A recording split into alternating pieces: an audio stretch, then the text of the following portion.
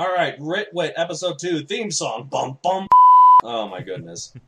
Welcome, fellow nerds, to episode 2 of the Writ Wit, the podcast where the pen is mightier than the sword, but the sword is mightier than the pencil, whatever that means. I'm Matthew Donald. And I'm Matt David, and let's get started. How have you been? Well, I have been enjoying readjusting to life. There have been some interesting things changing in my job, and so I haven't had as much time to think about my stories as I would like. But we'll talk a little bit more about that in a sec, because I'm sure that you'd like to update us on your writing projects. Right, yes, of course. So my story, Megazoic, quick elevator pitch for it, because apparently a complaint we've had for our last podcast is that we mention stories that we know, but our listeners might not. So Megazoic is my story about dinosaurs with sci-fi technology. There's more to it than that, but basically it's the two of them blended together in one awesome milkshake of goodness. I don't know. Anyway, it's just dinosaurs and sci-fi based. It's a dinosaur sci-fi. But anyways, I'm at the climax of the first book right now, and so I'm really getting close to finishing it. So I'm pretty excited about that.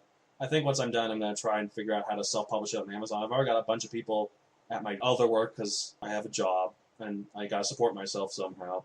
This podcast doesn't do it quite enough for me. Not yet, anyway. Always nice to have some feedback, too. Absolutely. I know that all too well, and you have made fun of me for needing feedback quite often. If you're writing, the idea is that you're doing it because you enjoy it, right? Right. Which brings me to our next segment. What have we ripped off lately? Yes, because remember, all writing is a ripoff of something else, so that's what we mean. Okay. Well, I haven't really read a lot of books lately, but in terms of movies, I did watch Batman v Superman the other day. It was, as someone who is a fan of Man of Steel, as I mentioned in the last podcast, I was really looking forward to it.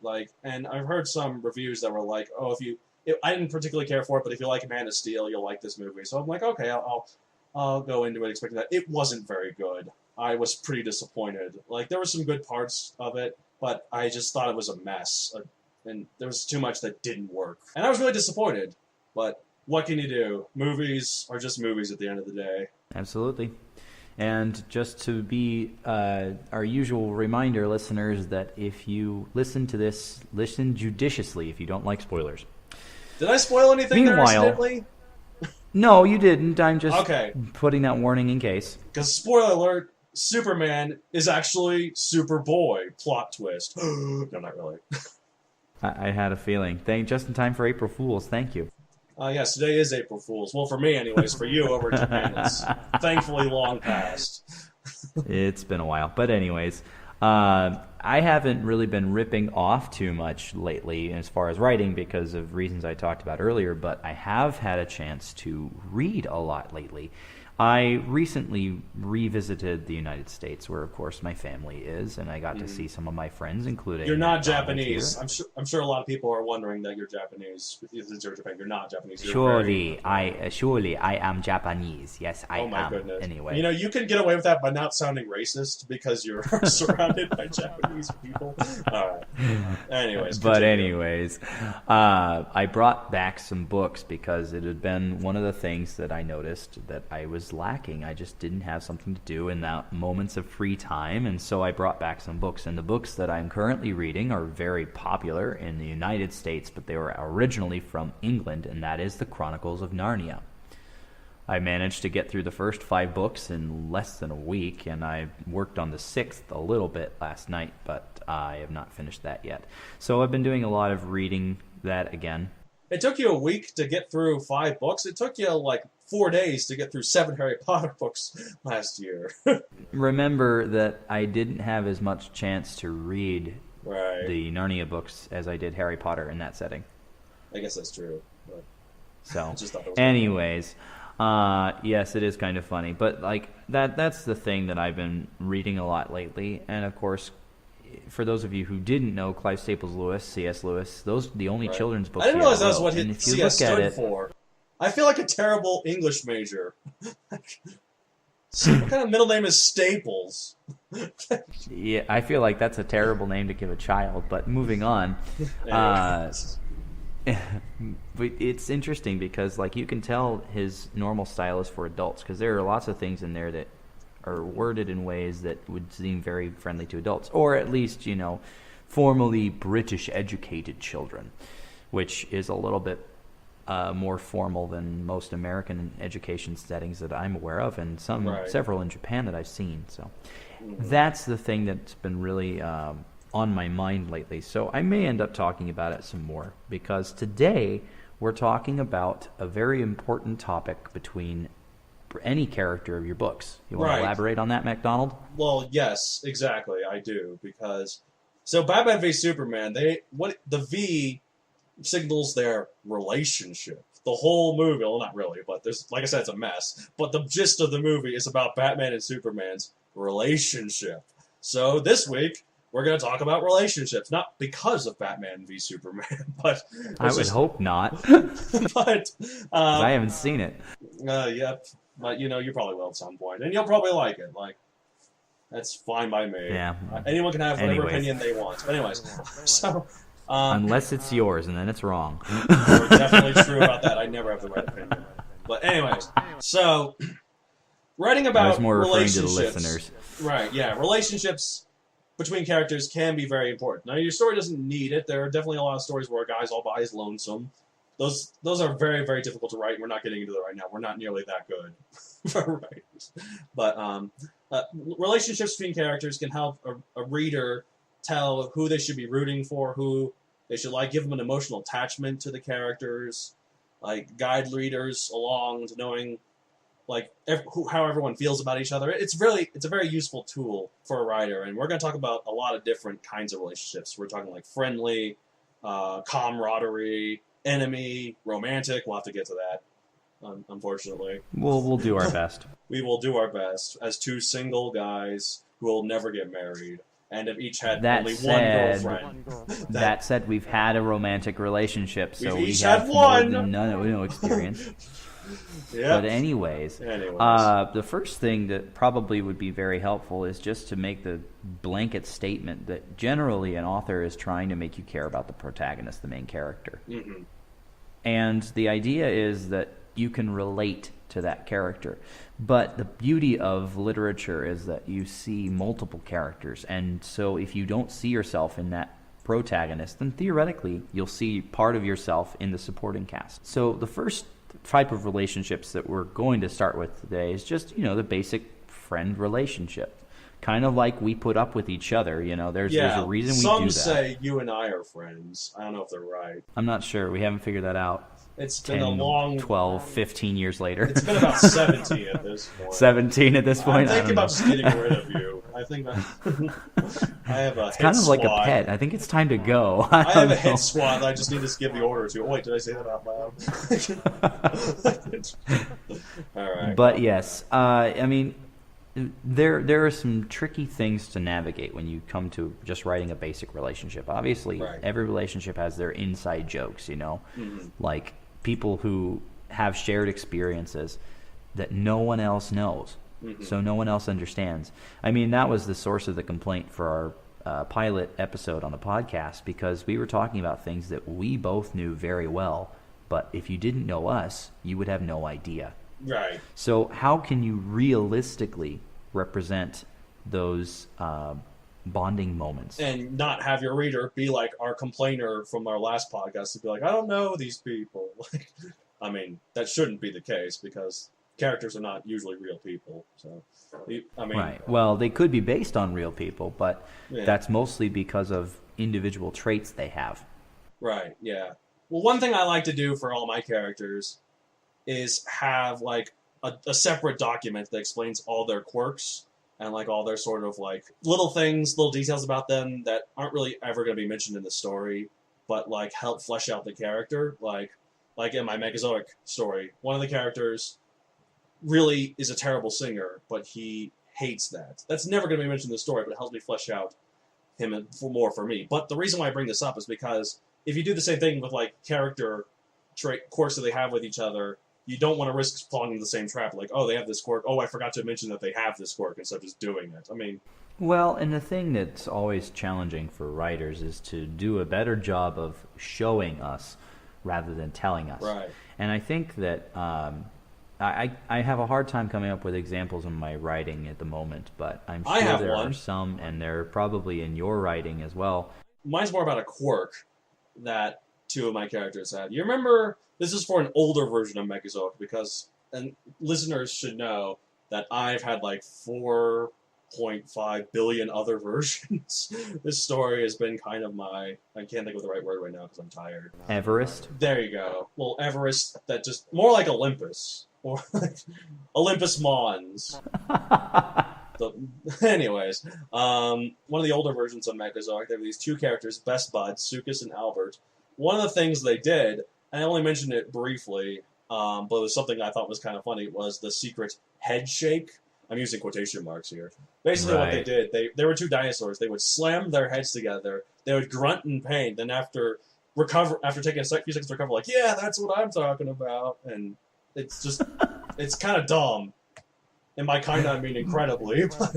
But it's a fun ritual, you know, something that they do to showcase their affection, for lack of a better word, for each other. Right. But like to go back to what I was talking about, the thing that comes to mind is like an experience, something that shows their relationship rather than just narrating it for the reader. Right. Well, an example I think would be, in terms of like friendly relationships. I guess this isn't really more friendly. It's a little bit friendly, I guess. An episode of that CBS sitcom Big Bang Theory, there was an episode where it explored how Leonard and Sheldon met, and Penny, Leonard's girlfriend at the time, wonders, why does Leonard put up with Sheldon? Like, Sheldon has so many quirks, and he is so annoying as a roommate. Why do you not just move out, Leonard? Like, why do you not just move out and leave him? Well, apparently it's revealed that when they first became roommates, Leonard was goofing off with his friends with, like, this, and they had this, like, thing that was accidentally kind of a bomb. They didn't realize it was about to blow up in their face. What happened is that Sheldon took it in the elevator, moved the elevator down, and then it blew up. Now, that's why they don't have an elevator in their apartment. That's one of the running jokes, that they always have to walk up the stairs because the elevator is always out of order. Well, what comes to that is that by doing that, Sheldon saved Leonard's life. So Leonard puts up with him because he owes him his life, which I think is an interesting sort of thing. Like, they have friendly moments, and, you know, it's a sitcom, so they have to hate each other a lot in the sake of comedy, but... Sure. Well, and, like, it's a fantastic dive into what makes them, you know, stick together and care for each other. And it's a really good example of building that relationship. It's something that happened at the start. And, you know, usually with stories you want to start. The Latin term is in medias res, which is in the middle of the action. And then if you have to explain anything, go back. Because rather than setting it all up at the beginning and having a relatively tedious narration, you know, you get something that's more active. And if you need to explain it, then you can. Well, one thing that I think could be interesting, because we're going to talk about developing relationships later, especially with romantic one, but, like, I feel like developing friendships is an interesting thing, like, to write about. Like, how would you personally, like, if you had a character who meets another character for whatever circumstance, and then later on they slowly start to become friends, how do you think, do you have any tips for how you would write that? For how I would write building that relationship. Just helping others. Helping that along. Yeah, you don't have to explain their whole story. Well, sure. No. Quick, come up with two characters on the fly. Go. No, really. Well, like the thing that comes to my mind, and obviously, listeners, you're aware that I do a lot of what is called fan fiction, particularly about Power Rangers, and the idea is that these normal people who probably aren't terribly well connected are forced together by circumstance, and so they have to help each other, and then, you know, they bond that way. And so, like, the idea that some situation that puts the best of two people together. For example, there's kind of... I remember reading a story about this a long time ago. It was not a Power Rangers story at all. It was just this situation where... Really? You read other things? I read a lot of other things. I was talking about Narnia, right? Isn't that just a Power Rangers fanfic? Actually, that is a perfect example. Thanks for bringing that up. In Voyage of the Dawn Treader, the 5th book of Chronicles of Narnia, the main characters at the time are the Pevensey children, and of course... And they all combine together to form a Zord. No. I'm going to shut up now. In the Dawn Treader, the two youngest, Edmund and Lucy, return to Narnia, and it just so happens that they are forced to bring their cousin along. This boy who's perfectly fine, who has a horrible name, Eustace Clarence Scrubb. And he's secretly a putty working for the bad guys. Do you mind? I'm sorry, go on. And Eustace Clarence Scrubb is this very, very lonely boy, and he's a bit of a ass, I mean the donkey, to these people who are trying to be nice to him, because he just doesn't understand, and he just doesn't really know how to connect with people. Mm-hmm. And through those adventures, he starts out just despising them, but the more he spends time with them and the more he sees going on in the world around him that's completely new, because it is Narnia, he grows into a much better person and more friendly and more accepting, and they all come to actually care about him, as opposed to, well, you're here with us, we have to take you along now. It actually is something that helps them out in the end. Very interesting story to read. If you've not read those books, I would highly recommend it. But the idea that it takes a lot of time. I mean, they're at sea for upwards of several months during this time. Mm-hmm. And when you're in close proximity with other people, you have to learn something about them. Otherwise, it will just be the longest trip of your life. And eventually they did. Yeah, they say that you form the best relationships through times of hardship. There's like absolutely. But you also bring up something interesting. Like I kind of wanted to talk more about like just two characters in the relationship with each other. But you brought up a good point about how you could have one character and then the relationship you're talking about being like everyone else's relationship to them. True. Like, which of course is individually a bunch of different two people relationships. Right. I mean, if I wanted to focus on the relationship that he had with his cousin Edmund, I could have. But the idea here is that it's not limited to one person. I mean, the biggest thing that you have to remember about these characters, whether they're animals, aliens, humans, whatever have you, is that we exist white blood not cells to live by ourselves. / pill robots. For whatever reason, I went to Osmosis Jones in my head there. We exist to interact with others. Right. Even the most lonesome of people wants to have some company at some time. And so it's a matter of forming those relationships with the people you care about. Right. And so the best way to be realistic is to use as much as you can from what you know. Right. You know, the idea of chemistry is usually romantic, but the gist of it is that it's two people who clearly feel happier around each other. You can do that with friendly sort of things, especially if they've been friends for like years upon years. I mean, if you want to get into platonic opposite sex relationships too, I mean, that works the same way. Right, we'll talk a little bit more about that when we get to romance, I think. But other than, I don't know if he's your favorite example, do you happen to have a favorite example from another work of like two people who are friends? And like how you look at Gimli and Legolas, an elf and a dwarf, two factions that stereotypically hate each other, but they grow to care about each other through the times they fight with each other, and they learn the best parts about what the other brings. I mean, yeah, I keep going to the example of battle because that's trial by fire idea is the best place to find those blossoming connections. But you know, even in times of peace, there are ways to connect with other people. There's this one line at the end of Return of the King. At one point at the end, when they're about to fight at the Black Gates while distracting Sauron and the Eye from Frodo when he's sneaking up, they're about to fight the orcs there's like thousands of them, and then Gimli's like, I never thought I'd die being side by side with an elf, and then Legolas is like, what about side by side with a friend? And then Gimli looks at him and is like, I could do that.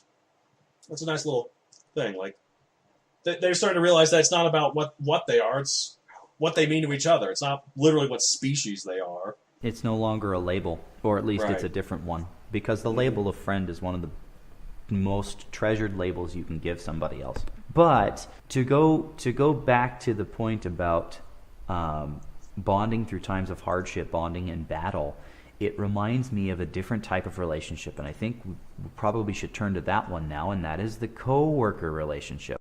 Yes. So you know how I mentioned Osmosis Jones? That is, I don't think you've seen it. I actually haven't seen it either. Ozzy and Drix? Yeah. It's a buddy cop movie. Like, Absolutely. that's what it is. It's a buddy cop movie in the human body. And buddy cop is kind of this kind of relationship. Like, two people who have to work together and have to figure out how to work best together, even though they might not necessarily like each other. There's a lot of examples of buddy cops as well. Like Iron Man 3, even though I don't like it, it is a pretty good buddy cop movie. I just don't think it's a good Iron Man movie, but that's a subject for a different time or a different podcast even. But right, anyway, exactly. But like the idea that you know, you need what the other person has to offer to get the job done. Mm-hmm. Battle buddies in active military service in real life, as well as, you know, coworker relationships. If there's a task that you can't get done by yourself, you have to rely on your coworkers to be able to help you complete it. Absolutely.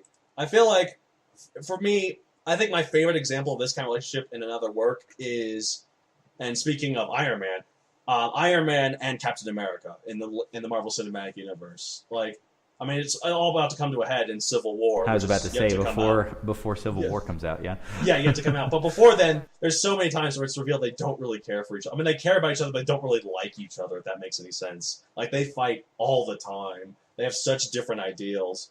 But they know that they need each other for certain situations, like, and they work together through it. And it's an interesting kind of thing. They really should just hate each other. Like, Tony Stark has heard nothing but praise from his father about him. So he's kind of feeling like jealous / not feeling like he's living up to the expectations. And on Cap's side, he's such an idealist who sees the best in people and also tries to help other people, while he sees Tony Stark as nothing but a narcissist, which, you know, he is, but well, he's a narcissist with a heart of gold. Tony does a very good job of creating his own enemies, and that's more people for Cap to have to fight. But, like, yeah. I mean, the thing about Obadiah, Ultron, to throw out there the idea behind a super team. The guy he left behind on the roof. Sorry, go on.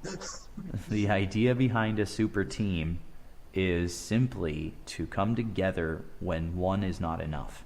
That is the basis of the Justice League, the basis of the Avengers, to use two of the more famous ones. Right. I mean, our collaboration.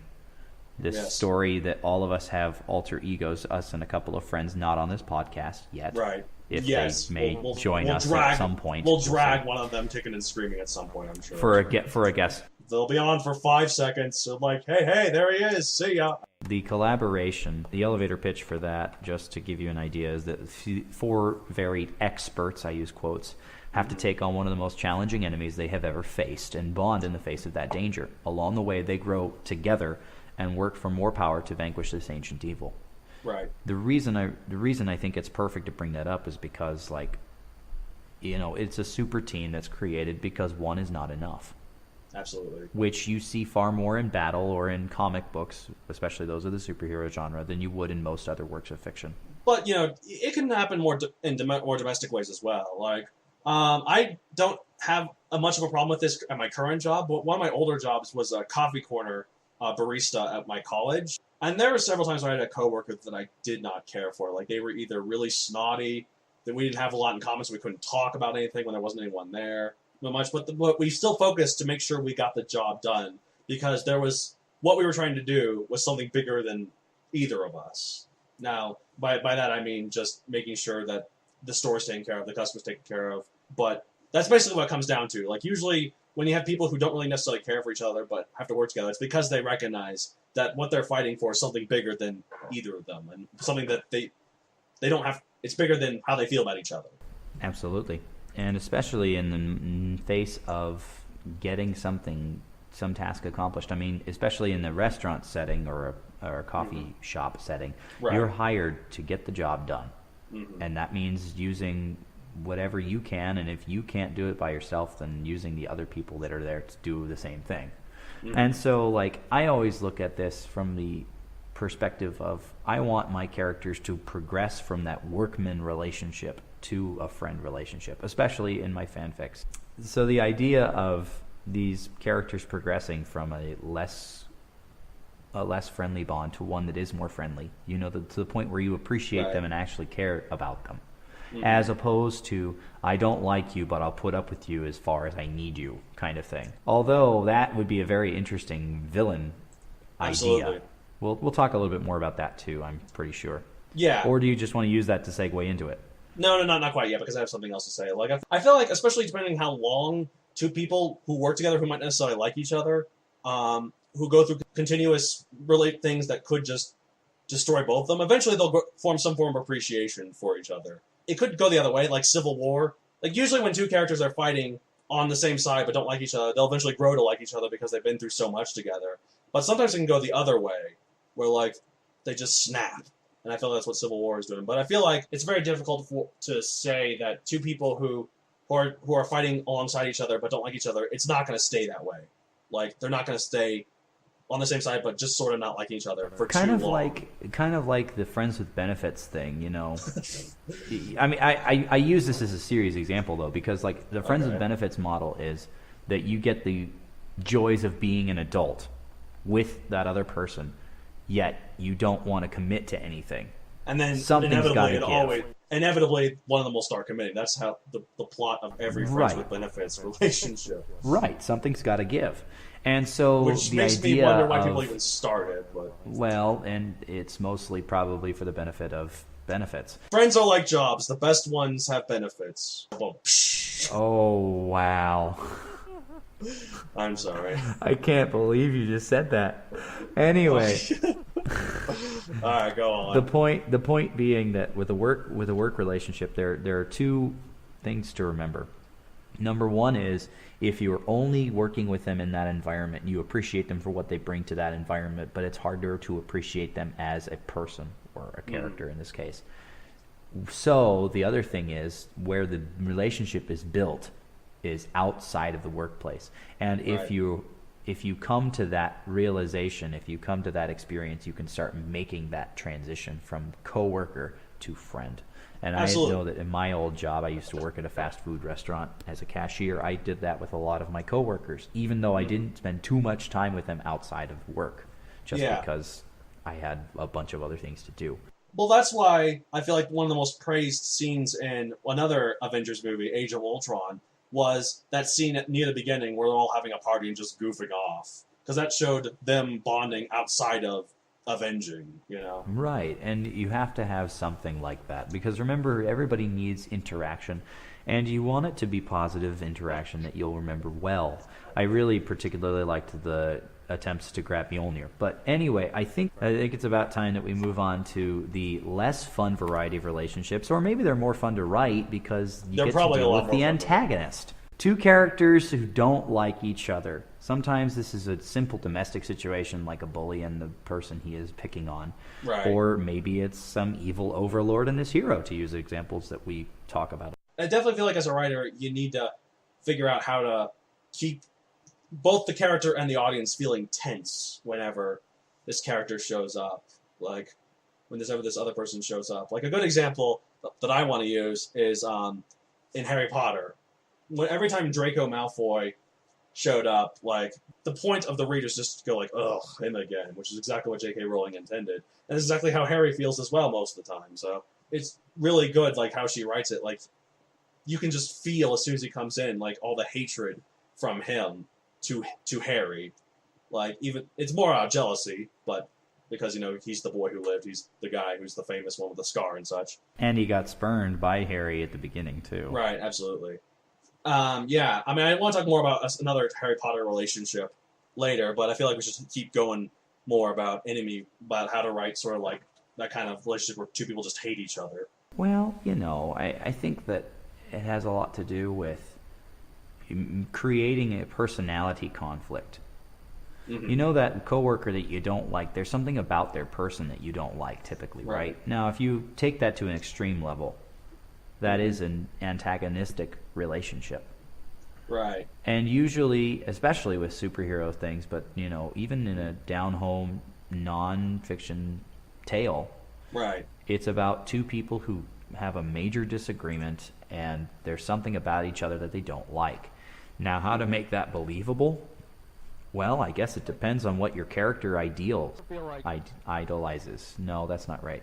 I'm coming up with the wrong words. I'm sorry, but hopefully you know what I'm trying to say. I think I've got a general idea.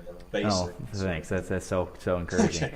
But it also depends as well. Like there could be two characters, and one of them really hates the other one, but the other one doesn't really know it. And the example I give here is a real life situation. When I was in college, I lived with a house with a bunch of people. I won't say anyone's names because I'm a nice guy, and that there's this one person that I really, really, really didn't care for. But I still tried to be nice to him because I knew I had to live with him and stuff. There were just a lot of things he did that I disagreed with. No need to get into terrible specifics. Well, I just want people to realize that I didn't hate him for no reason. It was just like, I'm spinning a roulette wheel. I hate this guy. That would be an interesting way to go. Yeah. Okay, there's 6 other roommates in the house. Who's it gonna land on? Oh, him. Hate him. I just hate him. God, I hate him so much. That's the one.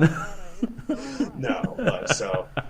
in terms of writing like that, I would describe, based on my experiences with that person, how tense you feel, like hairs raising, but maybe that's more like scaring, but like fist clenching sort of thing, like just your blood starts pumping a little harder.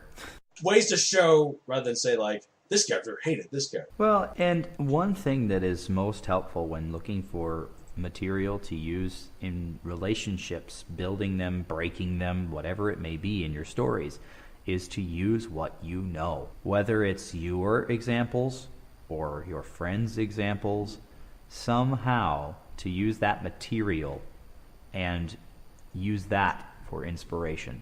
Because as we say that there is no original story idea anymore, pretty much every type of relationship you can probably find in your own life somewhere. Absolutely. Like, out of all these that we have listed here that we're going to talk about, I've been through quite a bit of them. Some of them more than others, like the romantic one. I've only had one, like we've established.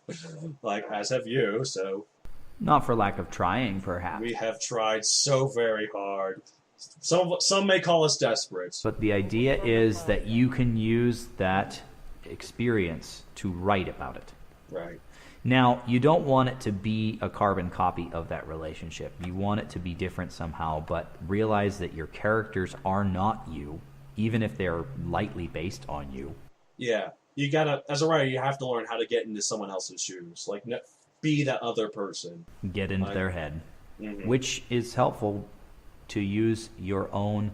Donald mentioned it earlier, talking about the quirks, Something that won't necessarily come up in a story, but can really inform you how to write about the character. And do it for your antagonists, too. Yeah, they're people, and most of the time. Sometimes people write them as, like, cartoons. Well, sometimes they're aliens, but, the point being they're all characters that deserve to have all the things that implies. Relationships with other people, something to accomplish, Right.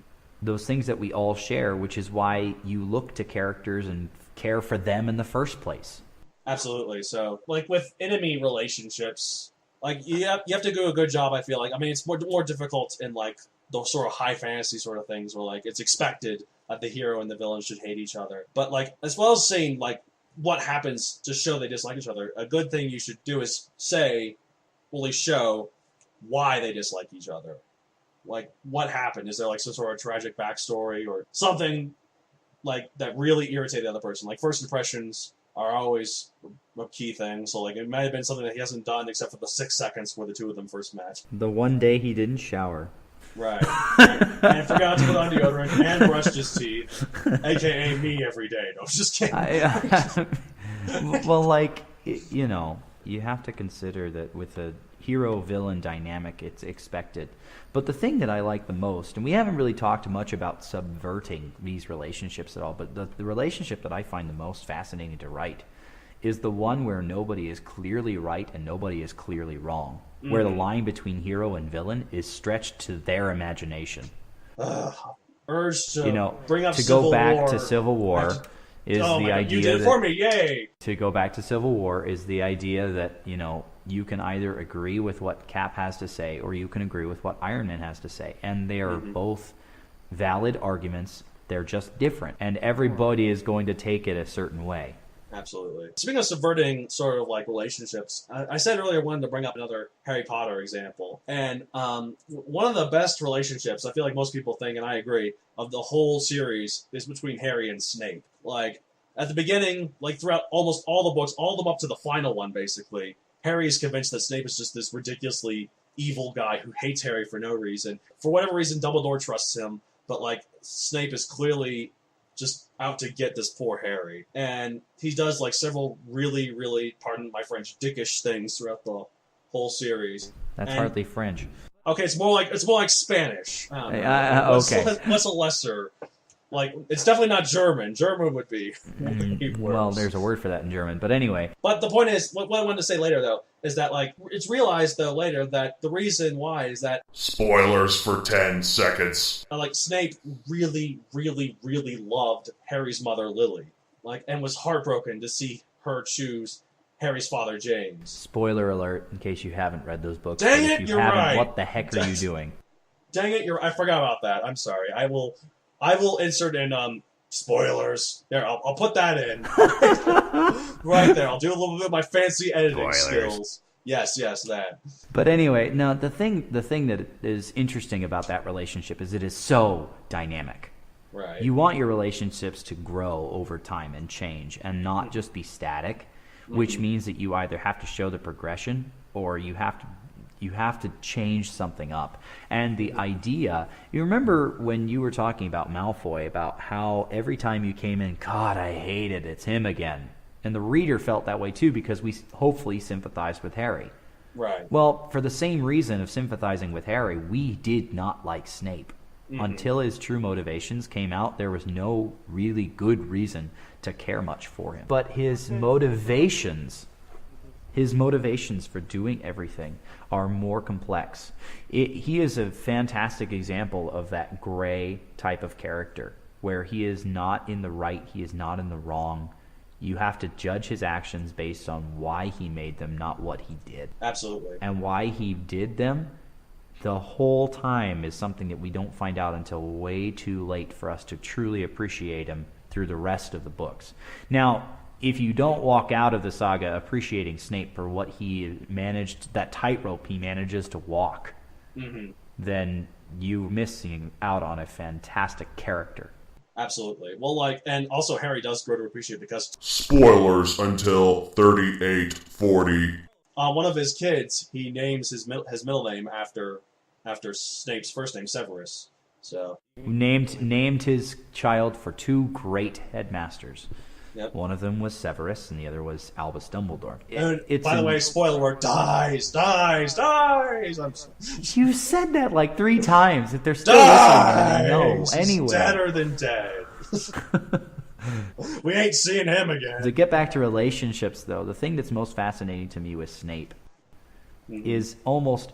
I mean, the relationship he had with Harry is not really the same relationship. It's almost a proxy relationship. Because the true relationship that Severus was trying to maintain was his connection to Lily. Right. I see what's going on here. You're doing a little segue. Actually, it wasn't the point, but it could work as one. But the idea is that, his relationship to Harry is tinged. Everything is colored by what he felt for her. And so it's more complex than just, I don't like this child. Because, Malfoy doesn't like Harry because Harry represents everything that he wants to be. Right. Snape doesn't like Harry because Snape wanted to have his own progeny with her. He wanted to have his own future. And Harry represents the future that she chose, which didn't include him. Gee, I wonder why he was bitter. He was a little bit of a sourpuss, I guess. A dourpuss? A dourpuss. I'm going to call the Oxford English Dictionary and force them to put that in there. At gunpoint, probably, with my hitman squad that I have ready to go. You have ready to go. To go there and then all the way to Japan, right? Anyway, when those motivations come to light, it's amazing what you can see. And so I love the idea of a character that is not solely villainous or not solely heroic. I'm not going to say I appreciate anti-heroes, although I love a good anti-hero as much as the next person. But somebody who thinks they're in the right and is fighting for what they believe, but they're not necessarily wrong. Well, George Lucas said when doing Revenge of the Sith that no villain thinks they're doing evil or should think they're doing evil. They think they're doing good. They just happen to be wrong. And that's what he tried to show with Anakin. He thought that he was convinced that the Jedi were the reason the galaxy was in the dumps.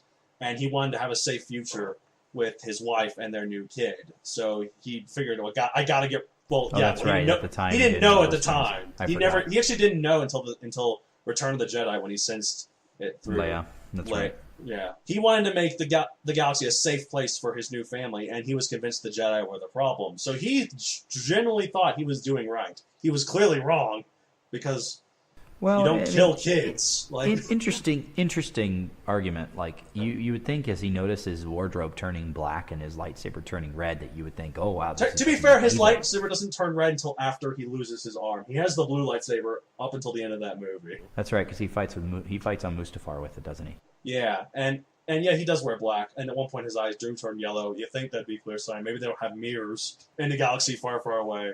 Here's the thing, though. Color is not a way to associate with evil. Mm-hmm. To go back to your current version of Megazoic, you know, the idea that you're switching the trope on its head, this cliched idea of the Empire is evil. Right. Yeah, because like in my story, the main good faction is the Laurasian Empire, and the main evil faction is the Turanian Kingdom. Now, I do switch it for reasons other than the subversion, like Turanian, Tyrannosaurus Rex. Rex means king, not emperor, so therefore kingdom. But I did think it would be a kind of cool subversion as well. And also, colors, you want to make sure, I guess it depends on the story as well, but I feel like having the evil guys be red and black is way too overdone. Like, and here's the thing, you know, you have to make a decision, and whatever that decision is, the hope is that you keep it consistent, because you know it'd be cool to see somebody who is like green be a main villain. Sickly green is kind of, I don't know about sickly green, but like I think a healthy, fun green that I like a green I really appreciate looking at, and then that being the villain, because it's not. Do you happen to remember overused colors of red and black? And do you happen to remember, speaking of old animated movies from the early 2000s, do you like Osmosis Jones? Do you happen to remember Titan AE at all? The villain, I don't know if you ever saw it, but like the villains in that were these aliens called, I'm about to say the Drax. I was just thinking of Guardians of the Galaxy / Drix from Osmosis Jones. The Dredge is what they were. That's what they were called, and they were blue, but they looked really evil. They looked really advanced, and it was really cool. I've never really seen blue. They're kind of like the sickly green version of blue, but it was really interesting.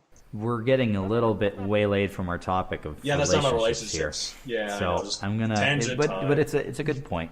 I think that the last kind of frontier for relationships, and perhaps the most difficult one for us personally, not just because of our lack of experience, but the romantic relationship. It's difficult for everyone, like, because it's really a hard thing to understand. Relationships take work, and love doesn't make sense. It doesn't. People fall in love with idiots all the time. There are these amazingly gorgeous women who fall for these. Either they fall for the complete jerk, or this person that, like, how in the world did they fall in love for that loser? And yeah, sometimes it works out. Like, it's not like that when people fall in love with idiots, it always ends in failure. Like, sometimes it just happens to work, and so that's why it's difficult. It's hard to define. So you have to make it believable. You have to make something that isn't really believable to begin with believable. Well, and there's an organic way to do that, too. It's called time. A lot of things with these relationships, we haven't mentioned this, but especially in the case of romance, you don't have to have it all happen on screen, but you do need to have some. Absolutely. You need to have some bonding experience, some moment where they start appreciating each other, where they start falling for each other, where they start realizing that life without the other is less than it would be with them. Mm-hmm. Especially if they're going to end up together. Absolutely. Now, if you really want to throw a wrench in it, have them build this relationship and then have circumstance force them apart. Right. And I was talking about this to another friend of mine. One thing I was mentioning was that one thing that's difficult about romance is, like, it's hard to try to win someone over from my experience. Like, if someone has an idea that you're not the right one, it's difficult to convince them otherwise. Especially if you have a bad first impression. Absolutely. But I was telling them, like, one thing you can get away with it in terms of writing is if it's that first impression they realized was wrong. That's the best way to do it. Like, absolutely. Well, and time will change your opinions. If you see enough of a person to realize that maybe you didn't have the right read on them the first time, that it's worth going over it again and saying, well, okay, what is it that I really do think about this person? because it's okay for these things to change. Yeah, especially with we talked about relationships and how they should be dynamic, right? They shouldn't be static. I think the most dynamic one of all is the romantic relationship. I would actually go as far as to say that probably the most dynamic is the platonic relationship between opposite gender. But that's just me. Yeah. Not exactly common enough, but, yeah. Well, it's not exactly common enough, but it's the most dynamic because you have to be friends before you can be I guess I can speak this from experience. Like, one of my best friends is a girl, and we're purely platonic. But, like, what it started out with, like, we were friends. She was dating someone else at the time. They broke up. We sort of considered the idea of going out ourselves, but then we realized we were kind of too close together anyways. Like, we didn't want to risk our friendship with a relationship, because if it didn't work out, our friendship might just go down the toilet, or it might be awkward or whatever. But it took us, like, about 3 years before we settled into the just stable friends we are now. Like, admittedly, I'll admit this. Like, there were times when we first started talking on the phone, and I'd be like in my head, oh, I'm talking to a girl, it's so great. But now that died away. I was like, I'm just talking to my friend. So something about different labels, like a loss. Yeah, I've never thought of find myself side by side with a girl. What about side by side with a friend? And that's not your girlfriend. It's okay to. I mean, like. Yeah, I realize that we're kind of categorizing this roughly, but the idea of romantic relationship, it means what it means to everyone different. So if you feel like writing a homosexual romantic relationship, if you have something to go on, right? Especially if you have something to go on, for what it's worth, if you don't know, it will be very difficult to write realistically. Well, most. As unfortunate as most homosexual relationship writing is called slash fiction, which is between two characters. Like, I'm sure, back to the Marvel stuff, the Cap Tony slash fiction, I'm sure, is everywhere. And after Winter Soldier, especially, the Cap Bucky slash fiction is everywhere too. They could work if either of them were gay. It would totally work. The thing that surprises me the most is the slash fiction coming out of Star Wars 7 between Poe and. That pilot that I don't remember. Oh, wait, that was Poe. That was Poe. I'm trying to remember the other guy who had the number. Heads up, guys, Finn. I actually don't really care about the new Star Wars movie. I did really like when they were in the TIE fight and they were talking, they had a lot of clear friendship. I did think it was odd that when they met up at the end, that they're like hugging like they were best buds who have been reunited after being gone for so long. Well, like it was like surprising. they knew each other like 2 minutes. It's surprising, you know. Well, again, that's the whole I went through life and death with you. And I guess it could be argued, like, for him especially, for Finn, like, this was a very important 2 minutes of his life. He was leaving the life he had known for his whole life behind, and with this guy. And it could be argued in post case, he's just a really friendly guy. I guess that could be the way it is. Anyhow, I mean, the thing that we're not spending too much time on here, because we're kind of running a little low on time, but the thing that deserves to be said is that these relationships can take so many forms, particularly the romantic relationship, you know. Right. If you have experience with it, don't be afraid to write about it. Because if you know it, you're the best advocate for it. And also, though, at the same time, don't be afraid to experiment. Just know that when you experiment, it won't always work out. You're not going to please everybody. Right. So don't worry about pleasing them. Do it for you because you want to do it, as with writing as a whole. But especially with these romantic relationships, you know, they take careful time to craft more than any of these other relationships. Like the hero-villain, it's bound to happen, especially in stories where they're conflict is what drives a story forward. That's one of the prime conflicts. Right, the conflicts. And if you talk about friend relationships, those develop throughout the story. Naturally, because they're spending time with each other, because you get to know the characters better and they get to know each other better as well. But the romantic relationship takes a decent amount of careful planning. However, it can take whatever form you want it to. Absolutely. And there will be people who agree with you. There will be people who don't agree with you. And that's why there are so many slash fics out there. Shipping wars, if you want to go there too. But ship-to-ship combat. Yeah, right. But the thing is that, as with anything in writing, you want to do more showing than telling. Right. You don't need to tell us over the with an anvil over the head. Oh, by the way, they went on and had 7 children and 25 grandchildren. And well, an example I give, and one thing I want to talk about wasn't not just about developing characters who slowly fall in love. One thing I want to talk about was showing characters who are already together, showing how they're still in love with each other in subtle ways. Example I bring up for this, I just recently watched this with my family. They hadn't seen it yet. How to Train Your Dragon 2. Spoiler alert for the first one, in case you care. Hiccup and Astrid, the 2 main characters, end up together at the end. I guess no one's really surprised. But, that shouldn't be, but I haven't seen it, so it was a spoiler for me. Anyway, go on. It amazes me what you have and haven't seen, but most of the time what you haven't seen. It never amazes me what you have seen. All right, go ahead. I'm at the point it's amazing that if you ever have seen. Go ahead and make your point. Anyways, in How to Train Your Dragon 2, the 2 of them are still together. It's 5 years later. They're clearly still in love, but they only kiss twice, and one of them was on the cheek. But you can just tell because through very subtle sort of things. There's an instance where he's mapping out this map that he's on when he flew around with his dragon. She flies in, and while they're talking about something else, he hands her a piece of parchment to expand the map, and she immediately gets onto it. But they're talking about something else. But they just sort of know that that's what they were doing. And then there's one point where she fixes a braid on the back of his head, and he lets out this really subtle smile behind him. Remember the whole inside joke thing that I was talking about earlier with platonic, usually friend relationships? Right.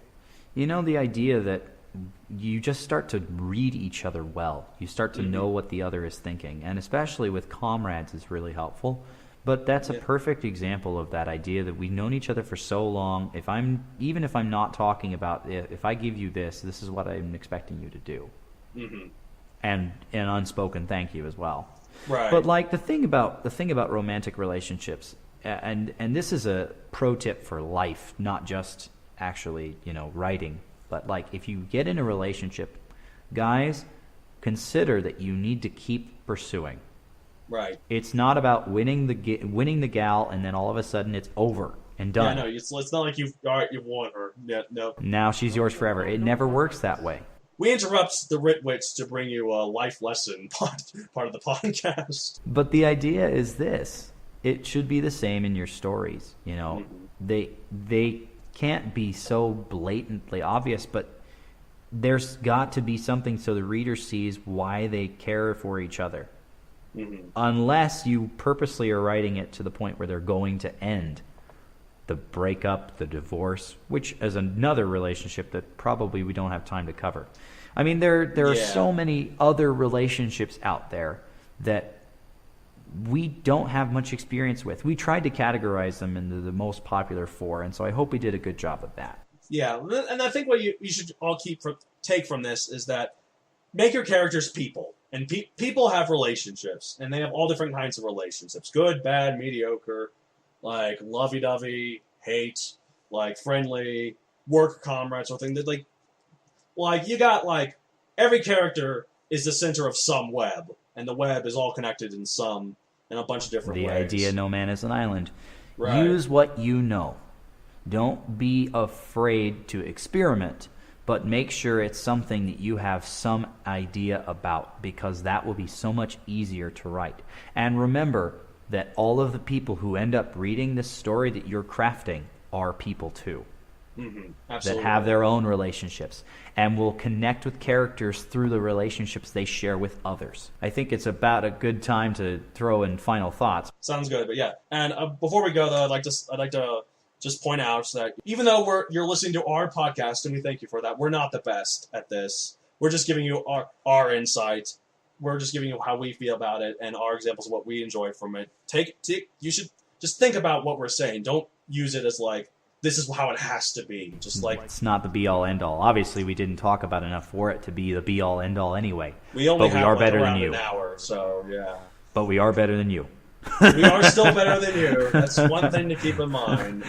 The thing that I want to say, though, as far as the last thing I have to say about relationships is that, treasure the relationships that you have and use those as models to tell good relationships in your stories. Absolutely. The best writing comes from I've lost track. I think the best writing comes from something you know well. Yes, that from your why own was it personal so hard for me experience. to think that I must be really tired? We probably should end this. Okay. However, as life goes on, just remember that if you keep doing this long enough, it's for yourself. Do it for yourself, but hey, do it for your characters. Yep, So their relationships are worth your time. Absolutely. Something not related to writing as a final thought. Absolutely. More as a kind of send off, if you will. I was thinking about this earlier, and it actually has it's a lesson that I wrote in one of my other works, and I may tell you about it in a different episode. But of course. Essentially, it is this: the past is over and gone. The future is not guaranteed, but today is a gift, which is why we call it the present. The present. Bum, bum, bum. Good stuff. That's better than my saying, which is life is meaningless and death is inevitable, so screw everything.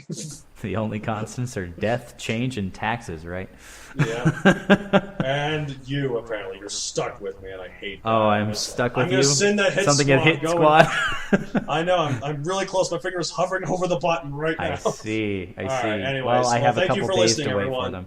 But thanks for listening to us two twits talk about writting on the Writ Wit. Yep. And All we'll right, see you next time. Episode 3. Be there. And that's Or it. be square? Yeah, sure, why not? See you I guys. don't know. All right, thanks so much for listening. This is Matt David. This is Matt Donald. Signing off.